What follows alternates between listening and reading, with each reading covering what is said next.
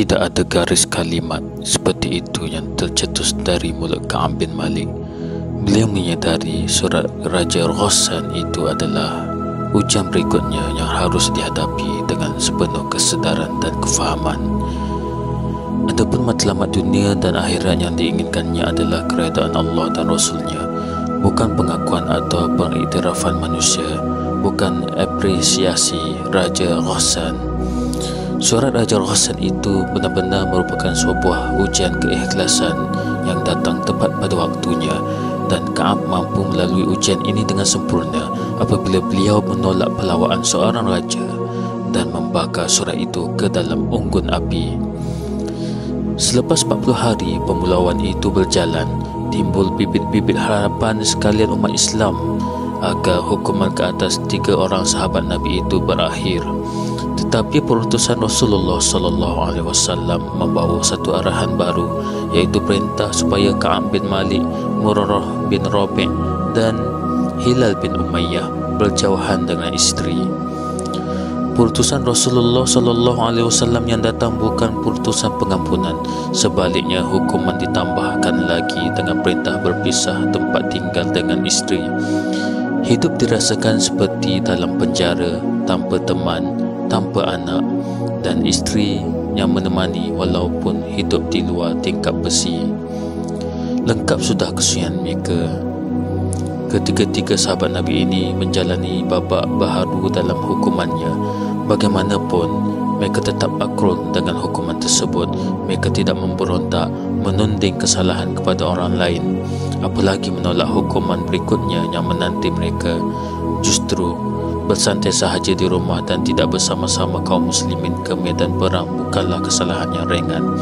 Buktinya, hukuman masih ditambah dan ditingkatkan lagi. Di antara ketiga-tiga orang sahabat yang dipulaukan ini, hanya Hilal bin Umayyah sahaja yang memiliki masalah kerana usianya yang sudah lanjut tua.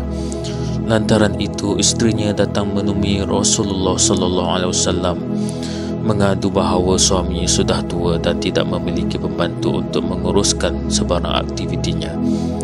Isterinya tidak sanggup membiarkan Hilal menjalani kehidupan sendiri dalam usia sedemikian. Lantas Rasulullah SAW mengizinkan permintaan isteri Hilal bin Umayyah.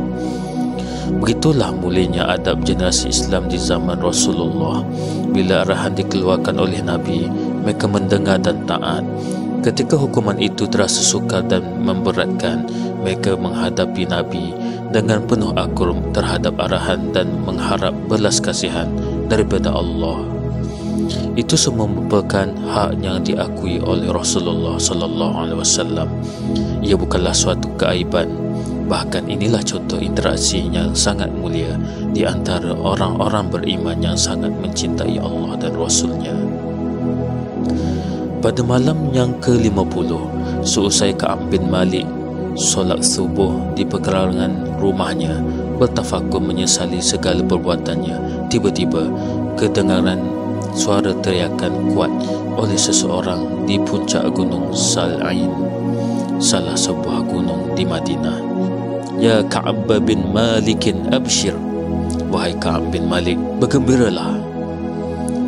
Mendengar suara itu, Ka'ab bin Malik pun bersujud syukur dan yakin bahawa taubat ketiga-tiga sahabat Rasulullah SAW yang dihukum itu telah diterima oleh Allah.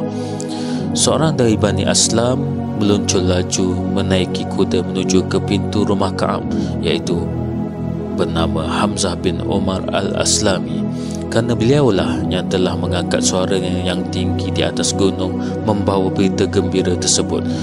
Kegembiraan itu dikongsi bersama apabila baju yang sedang dipakai Ka'ab ketika itu dihadiahkan kepada Hamzah, sedangkan beliau tidak ada baju lain. Berangkat segera ke tempat Rasulullah SAW dengan meminjam baju orang lain. Di sana beliau disambut seorang demi seorang, sekelompok demi sekelompok menyatakan kegembiraan kerana taubatnya telah diterima. Kata mereka kepada Ka'ab sepanjang berada di masjid untuk bertemu Rasulullah SAW, la tahnika taubatullahi alaika, yang bermaksud, semoga gembira hatimu wahai Ka'ab bin Malik kerana Allah telah menerima taubatmu itu. Demikian akhirnya Ka'ab bin Malik memasuki masjid dan bersalaman dengan Rasulullah sallallahu alaihi wasallam. Dipeluk dan dikucupnya baginda yang sedang menyambutnya dalam keadaan wajahnya girang ibarat terang bulan yang penuh. Diriwayatkan daripada Ka'ab bin Malik, falamma sallamtu ala Rasulillah sallallahu alaihi wasallam qala Rasulullah sallallahu alaihi wasallam wa huwa yabruku wajhuhu minas surur abshir bi khairi yawmin marra alayka minhu waladtuka ummuka qala qultu aminna indika ya Rasulullah am min indillah qala la bal min indillah wa kana Rasulullah sallallahu alaihi wasallam idza surra istanara wajhuhu hatta ka'annahu qit'atu qamarin wa kunna na'rifu dhalika minhu. Yang bermaksud, ketika aku mengucap salam kepada Rasulullah sallallahu alaihi wasallam, baginda Nabi kelihatan berseri-seri wajahnya kerana gembiranya, lalu bersabda, bergembiralah dengan datangnya suatu hari baik yang pernah kau alami sejak engkau dilahirkan oleh ibumu. Aku bertanya, apakah itu datangnya dari sisi Tuhan sendiri ya Rasulullah, ataukah ia datang di sisi Allah? Baginda sallallahu alaihi wasallam menjawab, tidak, tetapi memang daripada Allah. Adapun Rasulullah sallallahu alaihi wasallam itu apabila gembira hatinya, maka wajahnya pun bersinar indah, seolah-olah wajahnya itu adalah sepenuh bulan. Kita semua mengetahui hal itu. Ka'ab bin Malik menjelaskan pengajaran di sebalik pemboikotan kaum muslimin terhadapnya. Sesungguhnya Allah telah menyelamatkan diriku dengan berkata benar, maka sebagai tanda taubatku pula ia bahawa aku tidak akan berkata kecuali yang sebenarnya selama kehidupanku masih berbaki.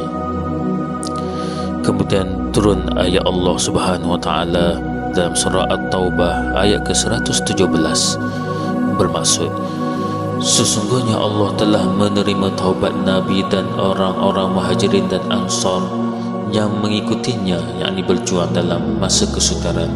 Sesudah hampir-hampir terpesong hati segolongan dari mereka, yakni daripada menurut Nabi untuk berjuang, kemudian Allah menerima taubat mereka. Sesungguhnya Allah Maha Belas lagi Maha Mengasihani terhadap mereka.